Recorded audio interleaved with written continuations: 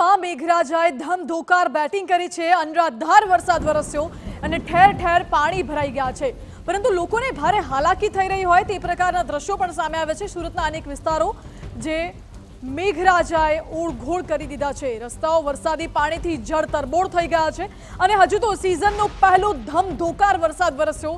એમાં જો સુરતના આવા હાલ હોય તો ભર ચોમાસે કેવા હાલ થશે તે વિચારી શકાય છે। કમરસમાં પાણી સુરતના રસ્તાઓ ઉપર ભરાઈ ગયા છે। સવારથી પ્રચંડ વેગે વરસાદ વરસ્યો અને કમરસમાં પાણી ભરાતા વાહન ચાલકો અટવાયા, લોકોને ભારે મુશ્કેલી પડી રહી છે। ડભોલી, સિંગણપોર, કતારગામ સહિતના વિસ્તારોમાં ધોધમાર વરસાદ વરસ્યો। ડભોલી અને સિંગણપોર રોડ પર તો કેડસમાં પાણી ભરાઈ ગયા, અંડરપાસમાં પાણી ભરાઈ ગયા, કેટલાક વાહનો ફસાઈ ગયા, કેટલાક વાહનો બંધ પડી ગયા, લોકોને ઘરની બહાર નીકળવું મુશ્કેલ બન્યું છે। વેપારીઓને વહેલી સવારથી દુકાન ખોલવું મુશ્કેલ બન્યું છે।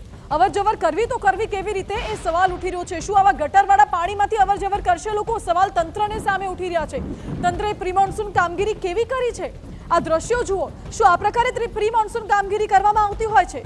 દર વર્ષે જ્યારે ભારે વરસાદ પડે ત્યારે સુરતમાં, દક્ષિણ ગુજરાતમાં આ પ્રકારના હાલ સર્જાતા હોય છે, તો આગોતરું આયોજન શું કામ કરવામાં નથી આવતું?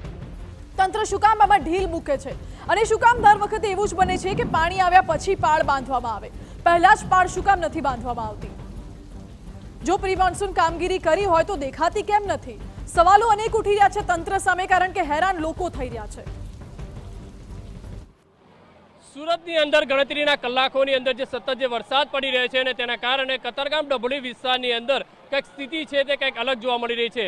અત્યારે ડભોલી સિંગણપુરને જોડતો જે રોડ છે ત્યાં ઘૂંટણ સુધીના જે કમર સુધીના જે પાણી છે તે ભરાયાની જે સ્થિતિ છે અત્યારે જોવા મળી રહી છે। સુરત મહાનગરપાલિકા દ્વારા અનેક જે દાવા છે તે કરવામાં આવતા પ્રી મોન્સૂનની તે જે ઠાળે જતા હોય તે રીતના દ્રશ્યો છે તે સામે આવી રહ્યા છે।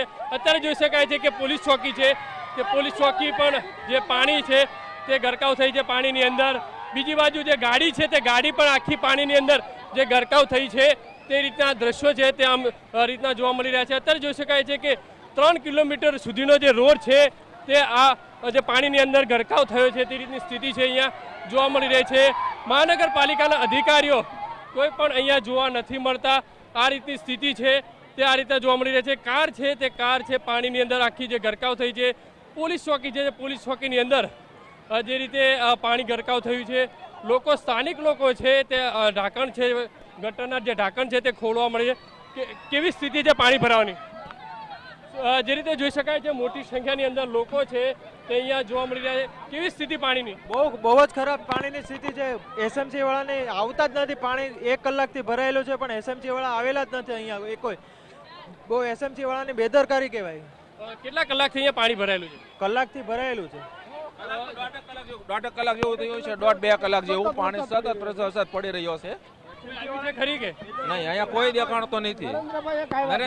નરેન્દ્રભાઈ ખૂબ મહેનત કરી પાણી નીકળવા માટે, કચરો એટલો બધો જમા થઈ ગયો છે કે પાણી નીકળતું નથી। સતત મહેનત અમારી સાથે 1 કલાકથી તો કરે જ છે નરેન્દ્રભાઈ। અને કોર્પોરેટર જોવા નથી મળ્યા? એક ખાલી નરેન્દ્રભાઈ જ છે, બાકી કોઈ કોર્પોરેટર છે નહીં હાજરમાં અત્યારે। બીજા કોઈ અધિકારી આવ્યા ખરી? કોઈ પણ અધિકારી થયો અમે બધી રીતે જોઈ શકાય છે કે આ દ્રશ્યો તમને બતાવીશું કે આ રીતની સ્થિતિ છે તે જોવા મળી રહી છે। કમર સુધીના જે પાણી છે તે જે ભરાયા છે ને તેના કારણે આ રીતની સ્થિતિ છે તે સર્જાઈ છે। મહત્વની વસ્તુ એ છે કે સુરત મહાનગરપાલિકા દ્વારા અનેક જે દાવા કરવામાં આવતા હતા તે છે તે ખાડે જતા હોય તે રીતના દ્રશ્યો છે તે સામે આવી રહ્યા છે। કારણ કે સુરતના કતારગામ ડભોલી વિસ્તારની અંદર આ રીતની સ્થિતિ છે તે સર્જાઈ છે। માત્ર સતત 2 કલાકથી જે વરસાદ પડી રહ્યો છે અને ત્યારે આ રીતની સ્થિતિ છે તે જોવા મળી રહી છે। કેમેરામેન સંજય ટંડન સાથે બલદેવ સુથાર, TV9 સુરત।